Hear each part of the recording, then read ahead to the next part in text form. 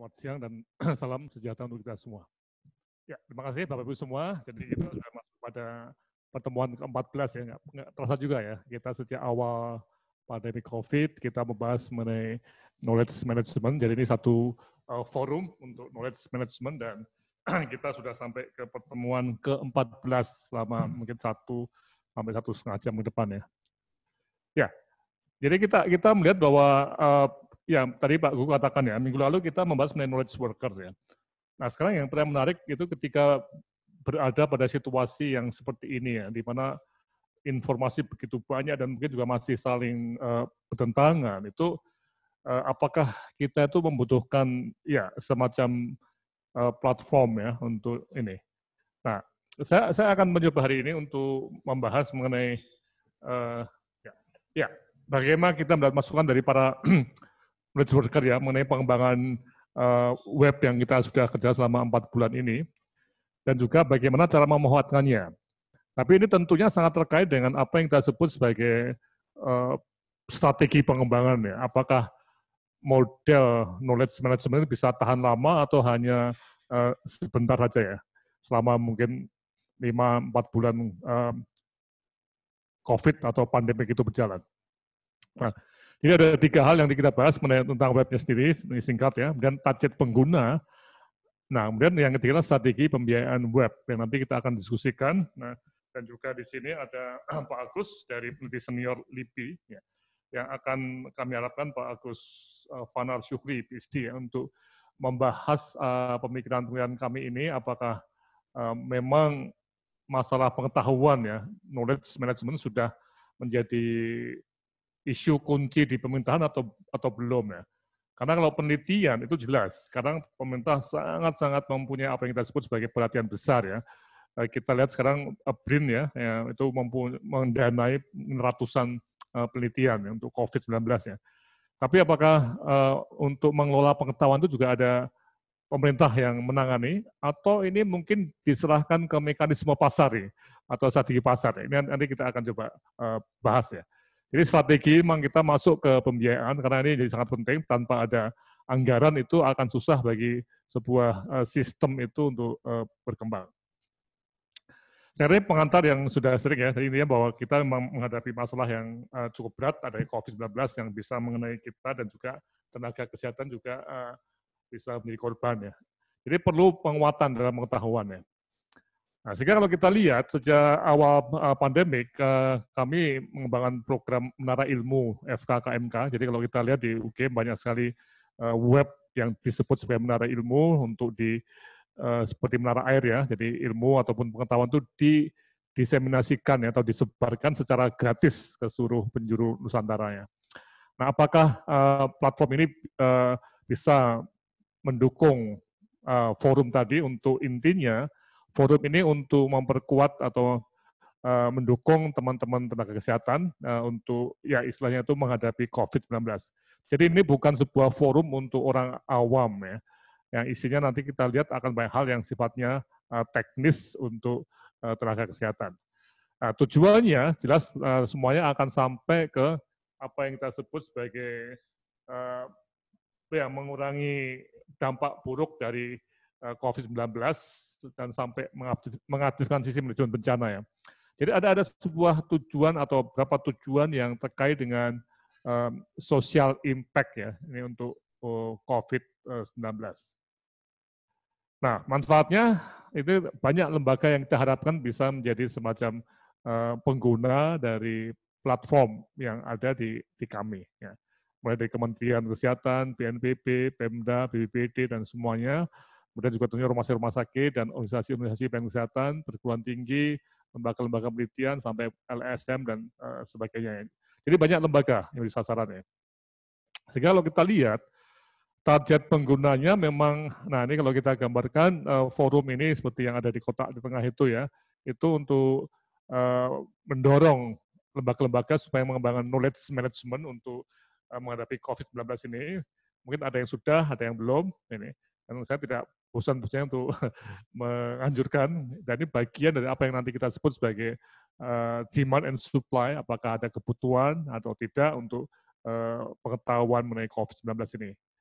Kemudian jaringan-jaringannya ini bisa kita lihat ada banyak yang kita bisa kembangkan, termasuk rumah-rumah sakit di bawah Kemenkes atau dinas kesehatan atau chain hospital dan juga jaringan-jaringan informal lainnya. Jadi kita bisa melihat bahwa yang menggunakan knowledge itu tidak hanya lembaga perorangan, tapi juga kemarin kita bahas 2 kali ya di 2 minggu itu mengenai berbagai jaringan yang mungkin bisa menggunakan. Produknya itu jelas pengetahuan yang berguna harapannya tentang COVID-19 dan juga melakukan pelatihan-pelatihan. Nah ini tentunya akan kita cermati sebagai bagian dari proses yang perlu dikembangkan secara sistematis. Jadi setiap hari Senin jam 1 kami selalu ketemu dengan teman-teman untuk membahas mengenai knowledge management sebagai salah satu pelengkap dari apa yang diberikan banyak webinar lainnya mengenai isi COVID-19 ya. Jadi ini lebih ke arah metode untuk memahami atau mempelajari penggunaan ilmu untuk keputusan di lembaga. Oke, kalau kita lihat platform digitalnya, kita bisa buka di sini ya. Jadi isi websitenya itu sudah kita coba kembangkan semaksimal mungkin ya.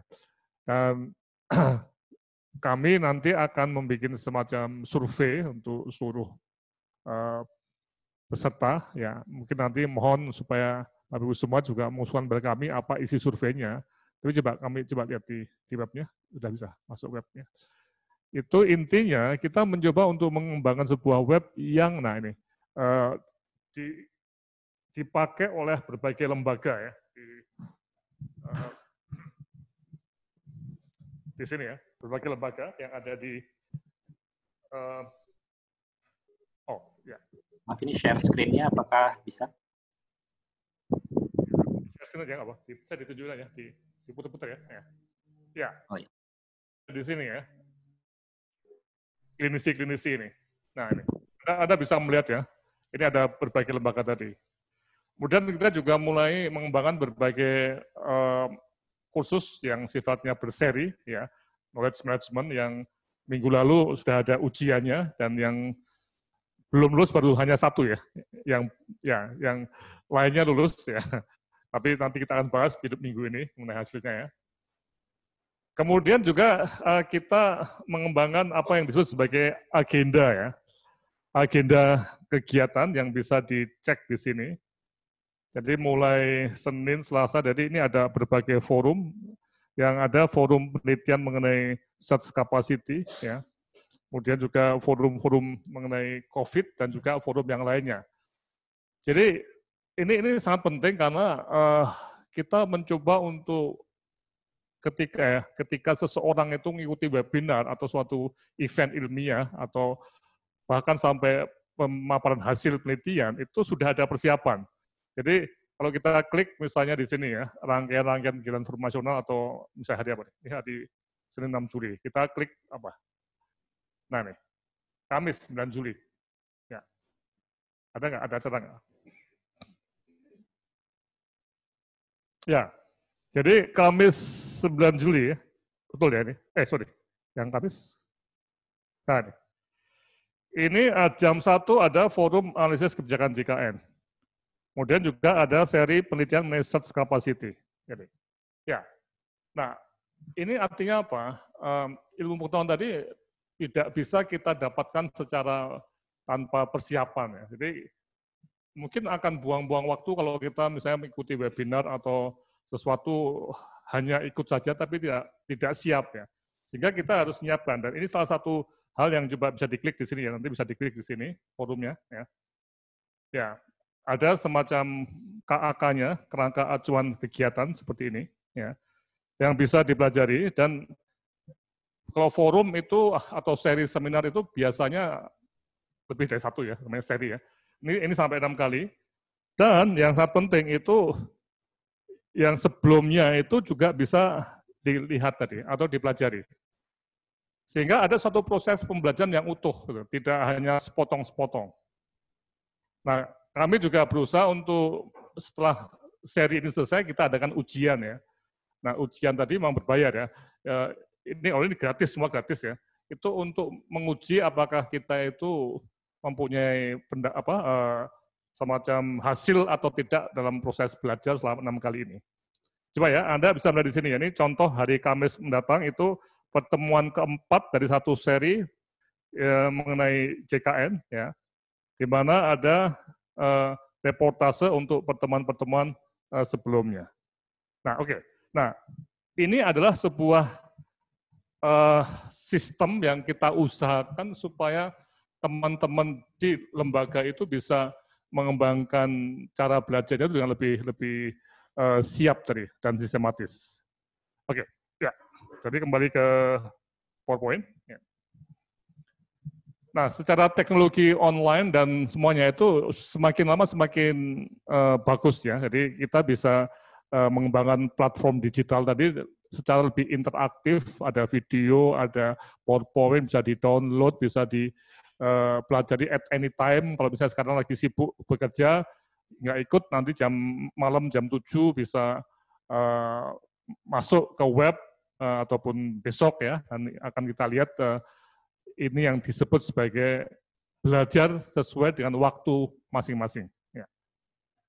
Jadi terima kasih untuk pengembangan teknologi digital ya, yang memungkinkan kita untuk belajar seperti ini ya. Dulu enggak seperti itu, kita harus ke perpustakaan, harus mencari buku lama dan kadang-kadang enggak ada. Nah, dengan digital ini tinggal klik saja kita bisa akses ke sumber-sumber pengetahuan ya. Oke, terakhir, strategi pengembangan web ya. Nah, ini untuk menuju ke sini atau menuju ke sana artinya sesuatu yang lebih berkembang lagi ya, dan kalau kita lihat lebih banyak yang lebih maju dibanding apa yang kami kerjakan, ya itu tentunya butuh apa yang kita sebut sebagai keuangan ya. Jadi aspek keuangan itu ya ada yang mengatakan tidak penting ya, tapi perlu, atau tidak utama, tapi ini yang bisa bikin kita hidup atau tidak ya. Jadi keuangan itu memang menurut saya sangat penting ya. Tentunya isi juga sangat penting, tapi tanpa ada dana itu nggak mungkin ya. Sehingga kita lihat ada pengeluaran dan pemasukan, ini biasa ya. Untuk pengeluaran ada investasi, ada fixed cost, ada variable cost ya.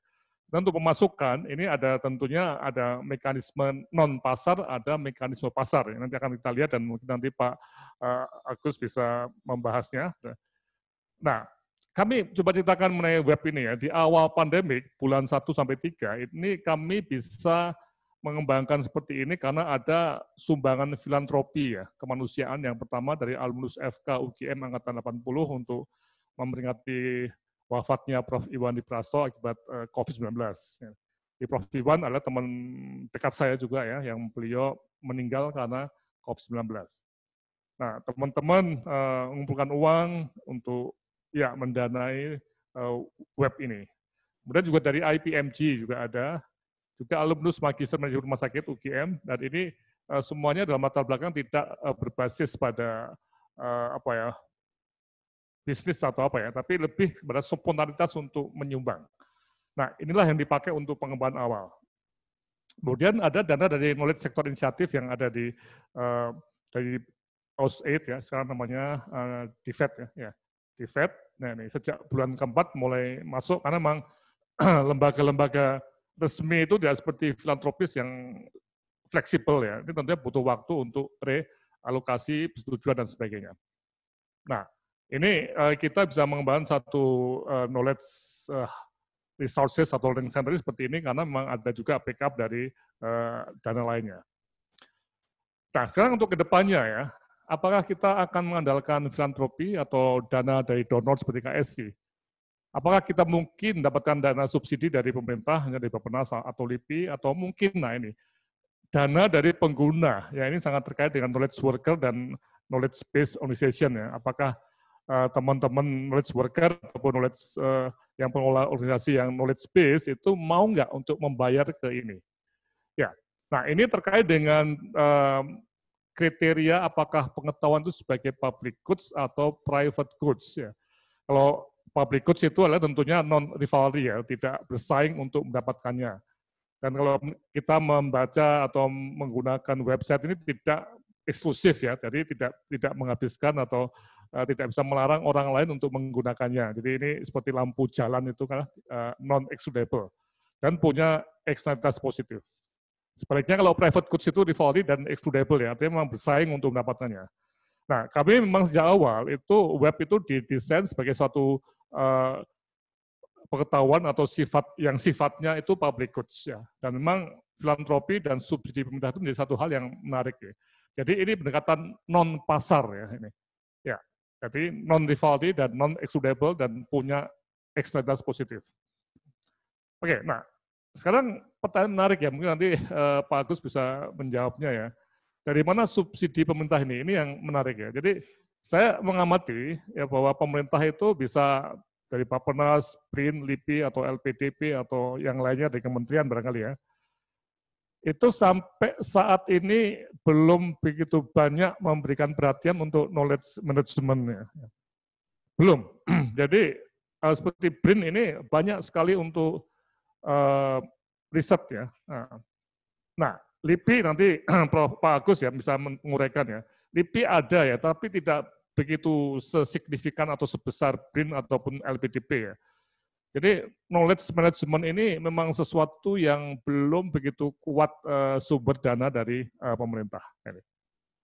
Nah, kalau dari filantropi tentunya ada kelompok penyumbang besar, misalnya ada Bill Gates misalnya dari luar negeri ya, atau Rockefeller Foundation misalnya, itu adalah kelompok penyumbang besar atau crowdfunding. Nah, ini yang kami di web manajemen COVID ini juga sedang bangun crowdfunding ya, untuk semua orang itu bisa dipersilahkan untuk mendanai atau menyumbang ke kami. Ya. Nah, kemudian berikutnya, apakah bisa ini pengetahuan sebagai private goods yang punya rivalry dan excludable? Jadi kalau dia seperti jalan tol ya, kalau tidak membayar ya tidak bisa masuk ini. Ya, jadi ada excludable dan juga ada persaingan untuk mendapatkannya. Nah, ini tergantung pada hukum pasar, demand and supply, di mana kalau kita lihat ini lembaga-lembaga yang butuh tadi, needs tadi, itu punya demand.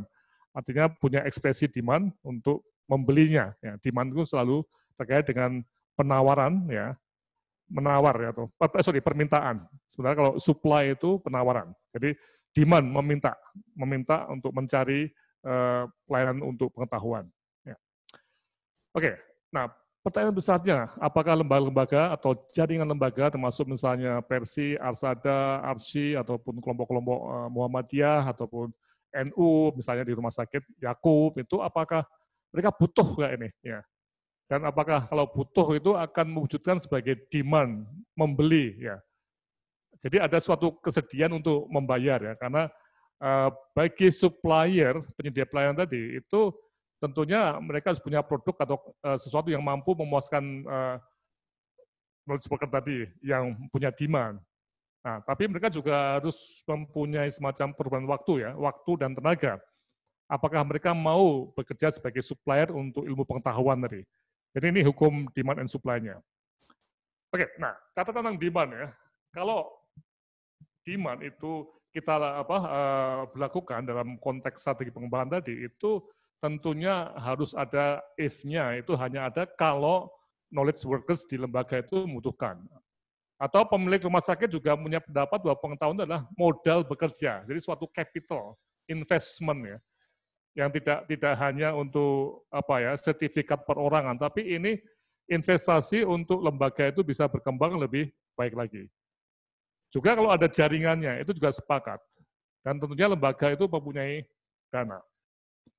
Nah, sehingga dari sinilah, ketika bicara mengenai mekanisme pasar ini, yang tanpa intervensi pemerintah misalnya, jadi tidak menggunakan apa yang kita sebut sebagai subsidi, itu saya khawatir jurang pemisah antara rumah sakit misalnya ini ya, jaringan rumah sakit yang maju dan punya sumber dana itu akan semakin cepat berkembang. Tapi lembaga kecil, rumah sakit kecil yang tanda kutip miskin itu akan semakin sulit berkembang. Jadi ini suatu, dalam lembaga pun juga ada suatu semacam disparitas ya, yang ada kaya miskin ya. Saya paham betul ya, kalau kaya miskin orang nggak enak ya, tapi intinya dalam konteks rumah sakit, ada rumah sakit yang memang betul-betul itu, wah sumber dayanya itu melimpah ya, tapi ada juga yang tidak. Nah, celakanya yang tidak atau yang terkutip kurang dana tadi, itu juga mungkin tidak mempunyai needs juga. Nah, sehingga tidak ada demand juga. Nah, ini jadi semacam isu menarik, akan semakin besar jurang pemisah untuk kemajuan rumah sakit yang maju dan yang tidak maju. Oke, saya akan berhenti di sini. Waktunya tinggal ya, karena 20 menit ya, jadi salah. Ya. Diskusi akhir kami yang mungkin nanti Pak Agus bisa nggak untuk membahas seperti ini, bagaimana strategi pengembangannya ya. Apakah mix financing dan apakah memang subsidi pemerintah untuk knowledge management tadi, apakah ada atau memang ini serahkan pada pasar, jadi serahkan pada lembaga-lembaga untuk mendanai. Oke, saya kira ini yang Pak Guguh mungkin bisa kita lanjutkan dengan diskusinya. Terima kasih.